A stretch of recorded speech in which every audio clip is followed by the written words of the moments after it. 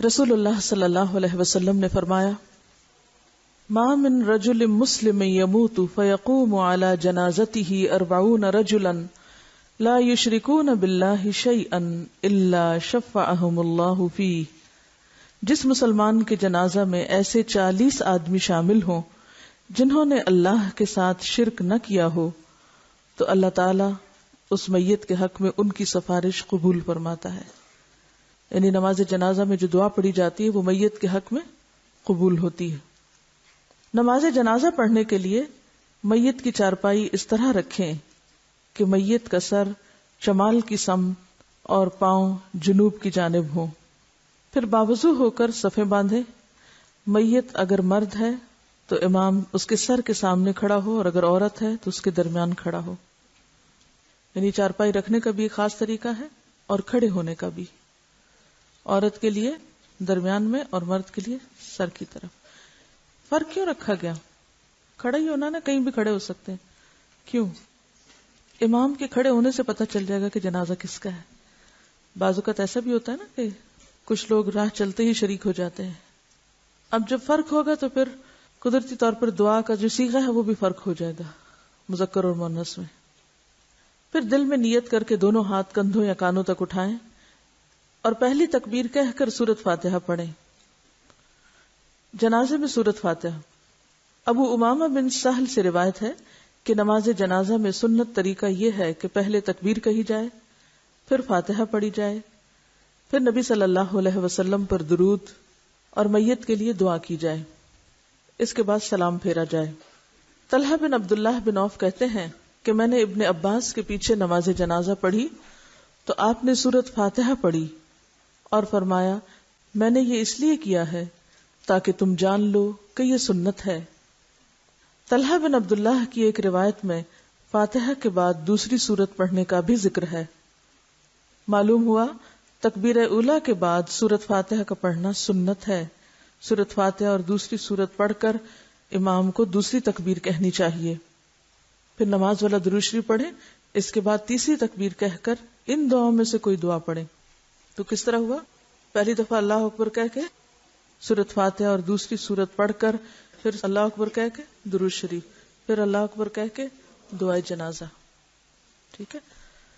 پہلی دعا، اللہم اغفر لحینا ومیتنا وصغیرنا وکبیرنا وذکرنا وانثانا وشاہدنا وغائبنا اللہم من احییتہ منا فاحیہ علی الایمان ومن توفیتہ منا فتوفہ علی الاسلام اللہم لا تحرمنا اجرہ ولا تضلنا بعدہ۔ اے اللہ، ہمارے زندہ اور مردے کو، چھوٹے اور بڑے کو، مرد اور عورت کو، حاضر اور غائب کو بخش دے۔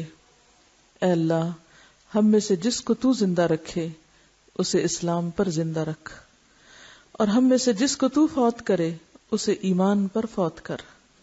اے اللہ، ہمیں اس میت کے اجر سے محروم نہ رکھ اور اس کے بعد ہمیں کسی آزمائش میں نہ ڈال۔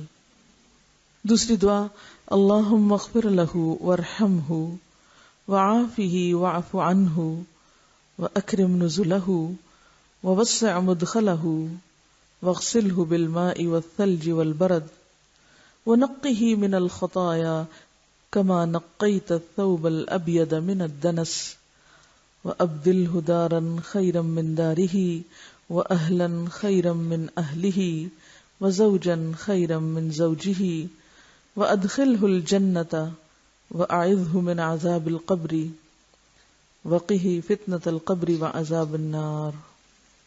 الہی، اسے معاف فرما، اس پر رحم فرما، اسے عافیت میں رکھ، اس سے درگزر فرما، اس کی بہترین مہمانی فرما، اس کی قبر فراخ فرما، اس کے گناہ پانی، اولوں اور برف سے دھو ڈال، اسے گناہوں سے اس طرح صاف کر دے جیسے تو سفید کپڑے کو میل سے صاف کرتا ہے۔ اسے اس کے دنیا والے گھر سے بہتر گھر، دنیا کے لوگوں سے بہتر لوگ اور اس کی بیوی سے بہتر جوڑا عطا فرما، اسے بہشت میں داخل فرما اور فتنہ قبر، عذاب قبر اور عذاب جہنم سے بچا۔ تیسری دعا، اللہم ان فلان ابن فلان فی ذمتک وحبل جوارک فقہ من فتنة القبر وعذاب النار وانت اہل الوفاء والحمد اللہم فاغفر له وارحمہ انک انت الغفور الرحیم۔ الہی یہ فلاں بن فلاں تیرے ذمے اور تیری رحمت کے سائے میں ہے، اسے فتنہ قبر، عذاب قبر اور آگ کے عذاب سے بچا، تو اپنے وعدے وفا کرنے والا اور لائق تعریف ہے۔ الہی اسے معاف فرما دے اور اس پر رحم فرما، بلا شبہ تو بخشنے اور رحم کرنے والا ہے۔ چوتھی دعا، اللہم عبدک وابن امتک احتاج الی رحمتک وانت غنی عن عذابہ ان کان محسنا فزد فی حسناتہ وان کان مسیئا فتجاوز عنہ۔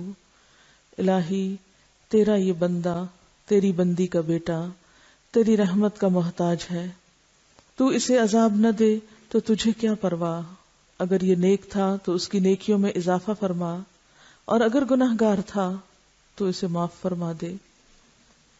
جب کہیں ڈیتھ ہو تو یہ دعائیں پرنٹ کر کے کاپی کر کے لوگوں کو دی جانی چاہیے۔ وہاں بیٹھ کے لوگ گپ شپ کرتے ہیں یا اپنا قرآن پڑھ کے چلے جاتے ہیں، اور جو مردے کو ضرورت ہوتی ہے اس کی طرف کوئی توجہ ہی نہیں کرتا۔